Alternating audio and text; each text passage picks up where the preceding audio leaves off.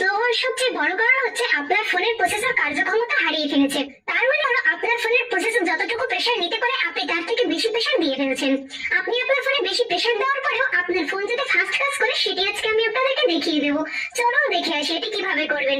এরকম আরো টিপস পেতে আমাকে ফলো দিয়ে রাখতে পারেন, যা আপনার অনেক কাজে দিবে, এবং আপনারা চাইলে ভিডিওটি শেয়ার করে অন্যান্য ভাই বোনদেরকে দেখার সুযোগ করে দিতে পারেন।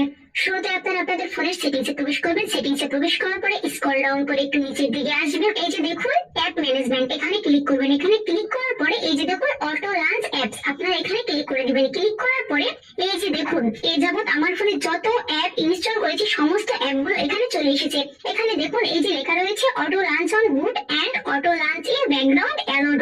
এখন আপনার প্রত্যেকটা অ্যাপসের এই ব্যাকগ্রাউন্ড গুলো অফ করে দিতে হবে। আপনি যখন কোনো অ্যাপস লগ ইন করে কাজ করেন তখন কিন্তু ওই অ্যাপসটি রানিং থাকে, আবার যখন ওই অ্যাপস থেকে লগ আউট করে বের হয়ে আসেন তখনও কিন্তু এই অ্যাপসটি রানিং থাকে। সুতরাং আপনার ফোনের সব অ্যাপস গুলো রানিং থাকার কারণে আপনার ফোনের প্রসেসরের ধারণ ক্ষমতা হারিয়ে ফেলে এবং আপনার ফোনের প্রসেসরের উপর প্রেসার পড়ে, কারণ আপনার ফোনের প্রসেসর একসাথে অনেকগুলো ডাটা কালেক্ট করতে পারে না, যার কারণে আপনার ফোন স্লো বা হ্যাং করে, অনেক ক্ষেত্রে গরম হয়ে যায়। ফোনকে ফাস্ট এবং প্রসেসরকে ফাস্ট করার জন্য অবশ্যই এই সমস্ত অ্যাপস গুলো ব্যাকগ্রাউন্ড এনেবল করা রয়েছে।